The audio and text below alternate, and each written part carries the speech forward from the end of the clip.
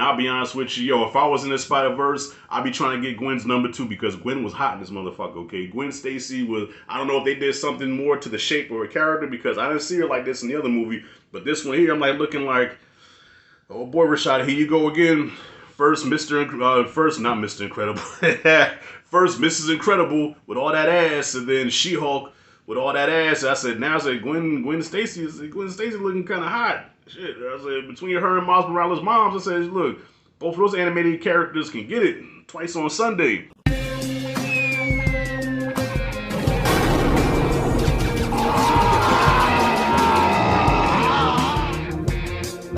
Alright, so we are on our way to go check out Spider-Man Across the Spider-Verse. Yeah!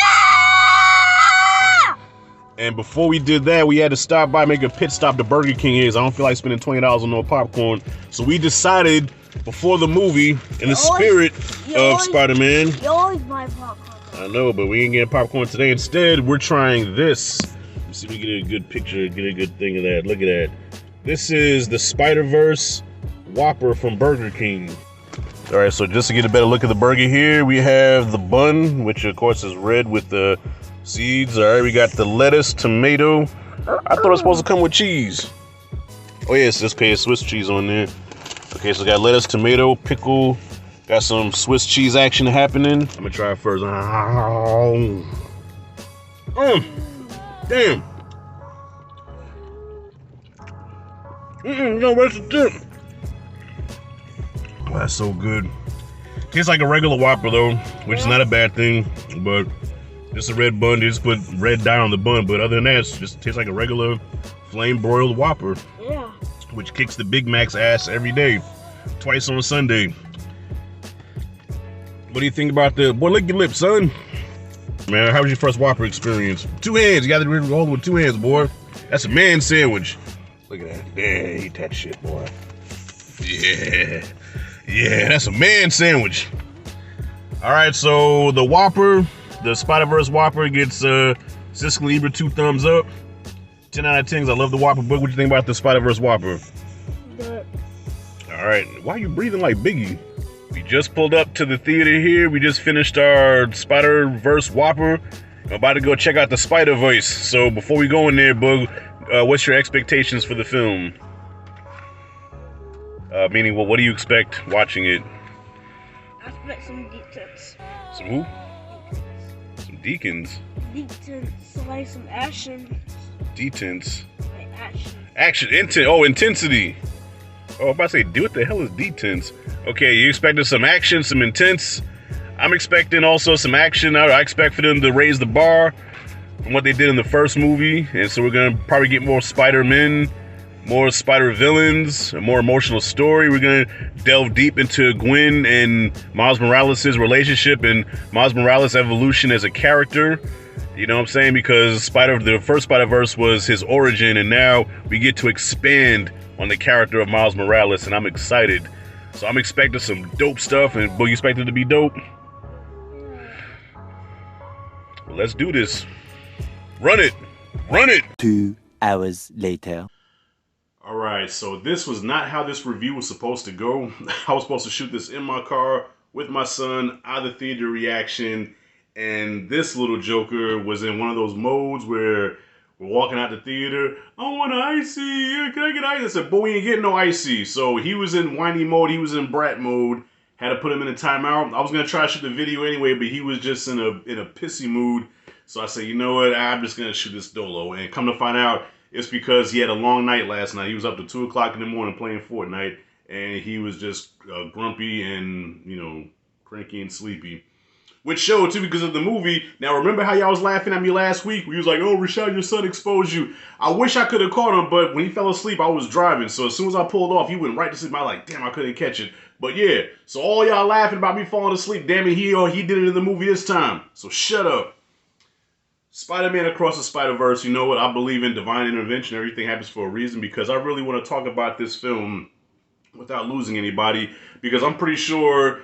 Yeah, not even pretty sure, but yeah, everybody and their mama done shot a video about this, okay? So me, along with about 1,012,000 YouTubers, have already give their introspective thoughts and their enthusiasm in sucking this movie off. I get it, and I guess I'm no exception because yes, I was sucking this movie off too. Okay, this movie just had me busting all kind of nerdgasms, and I absolutely loved it. But however, no movie is without sin. I have my gripes, but overall, Across the Spider-Verse exceeded my expectations. I didn't know it was going to be this good, and not because of the action was bigger or nothing that. The story, like they really took the time. They really took the time to build a story, and I don't know if I'm tripping y'all, but when I was watching some scenes, even though this is animation, there were times I forgot this was animation.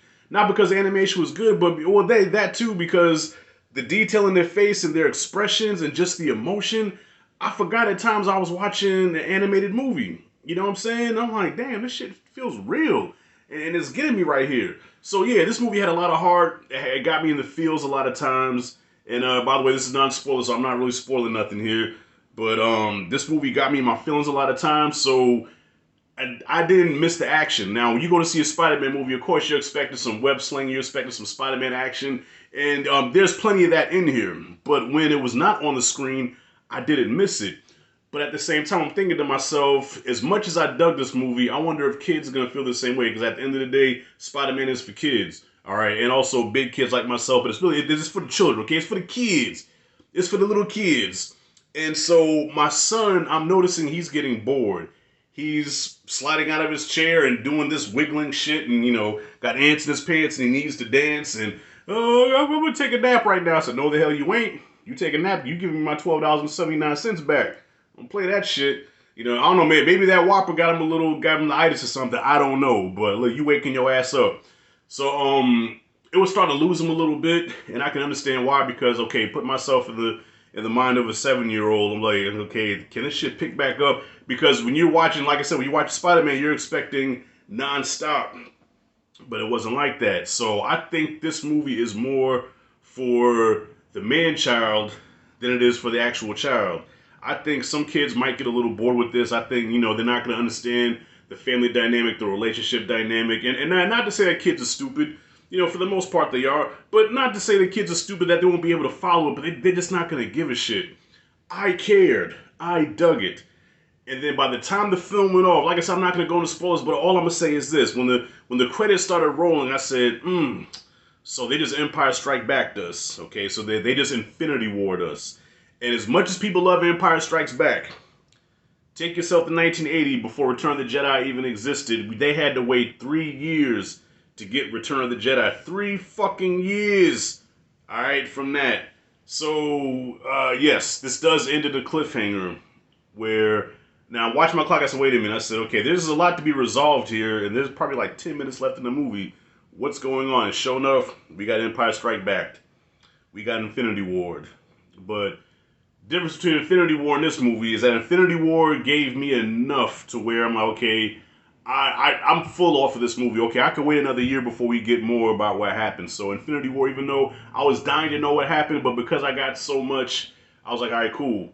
This movie did give me a lot, but this movie didn't give me enough to where I said, okay, I can wait a year or two before I get another one because I'm just so full from this. No, I wanted more. Is that a bad thing? Probably not, because I was so engaged. I was so into this world. I'm into this I'm all in the verses, y'all. I'm into this shit. I'm there. I'm in here. Remember how I said in Avatar, I was like immersed into Pandora. I was immersed into this world. And then it's like, here we are, like, okay, and hey, gotta wait. Beyond the Spider-Verse coming soon. I'm like, God damn it. So now I'm going to be thinking about this. Like, I hate when I think about something that's dope, but it's incomplete. Okay, Infinity War, for some reason, even though there was another part, it felt complete. It felt like a complete film. This does not feel like a complete film. This feels like it's the beginning of a continuation. But I'm angry only because I want to see so much more, because I really love this movie. Now, as far as my gripes go, the villain here, Spot, didn't do it for me. Yes, okay, I understand he's responsible for the whole multiverse thing. I get that. And once again, another multiverse movie that does it better than Multiverse of Madness. I'm going to keep saying that. Damn all you Multiverse of Madness fans. There you go.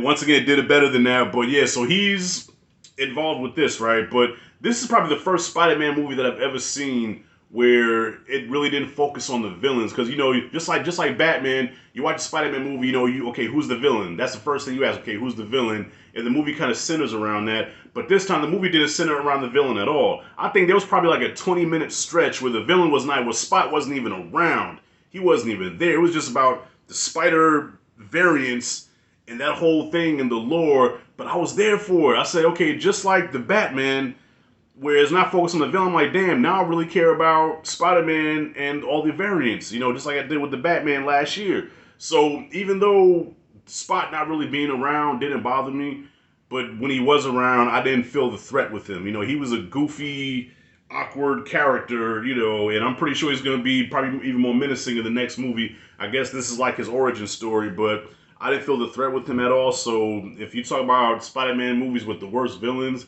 yeah, you gotta put this in there with that because I was not feeling Spider at all. But I was really feeling this movie.